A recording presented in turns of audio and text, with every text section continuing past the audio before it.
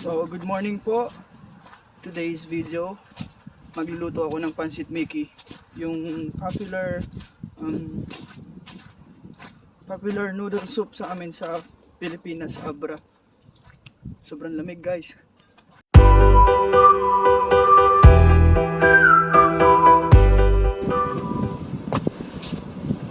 Ako. Lamig. Yung ko malamig. So, tara guys, punta tayo sa market.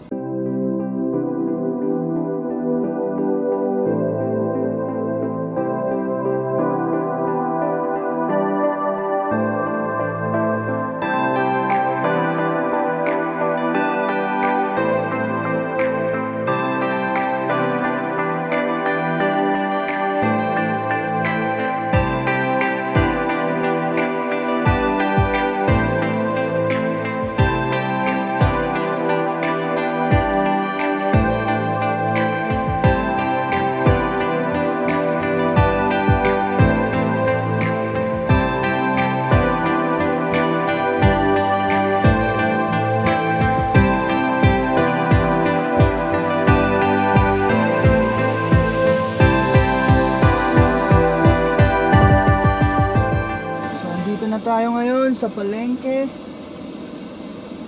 Kailangan pa natin magmans.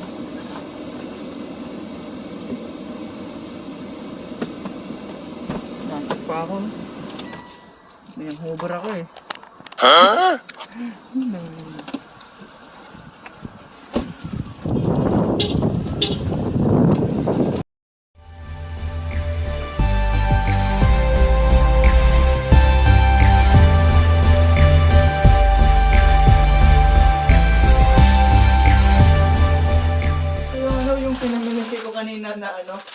na ingredients para sa Pansit Mickey.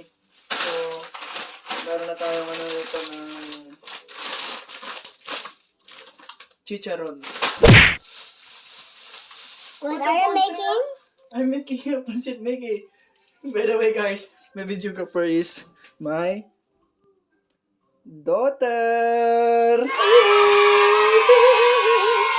Director! Okay, let's go. Meron tayong noodles. Meron na rin tayong onion leaves. Lagay muna natin yan dyan. Siyempre, bumili tayo ng iklog kasi magastos sa iklog to eh. Meron na tayong karne. Puta, iniwan ko na yung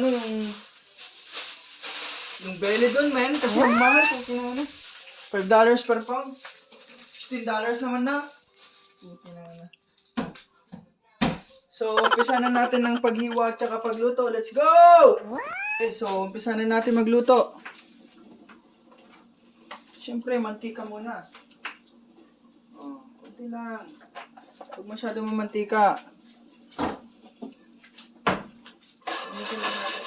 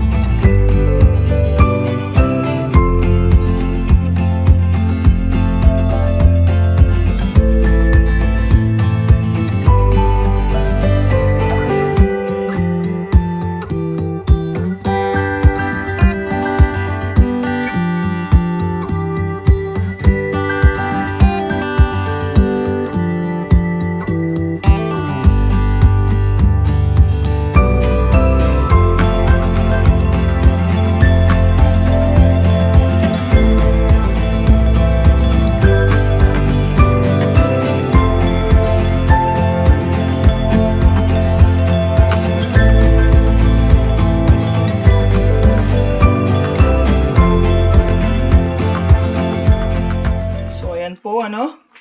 Malapit nang maluto yung pansit Mickey. Umaapaw. Umaapaw din ang sarap. Nakakamiss ang abra pag kumakain ng ganito.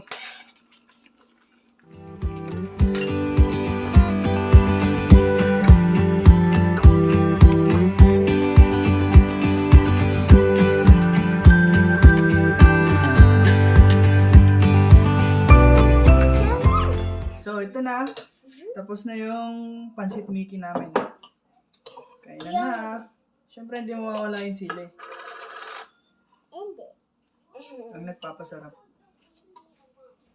I know how to speak Tagalog and English. Yeah, can you do it? Come on. Laman? Laman? Ilocano. Sige, kain ka lang. Gusto mo? Paborito mo to? Oo. Masarap ba ang pansit Mickey? Apo. Sino nagluto? Si Papa. Marunong pala mag-Tagalog tong Canadian girl na to ah.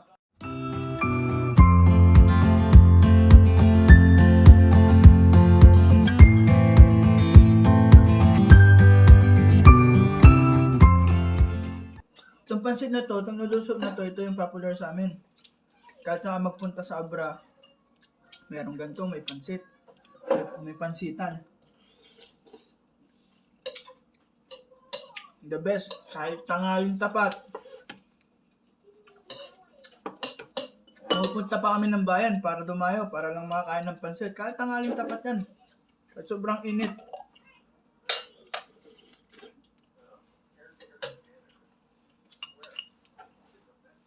Eh, yung mga may pansitan sa Abra, panalong-panalo eh. Talagang kahit marami sila, kahit linya-linya pa yan, kikita at kikita yung pansitan nila eh. Kaya hindi nalulugi. Dad, you have to dano ka.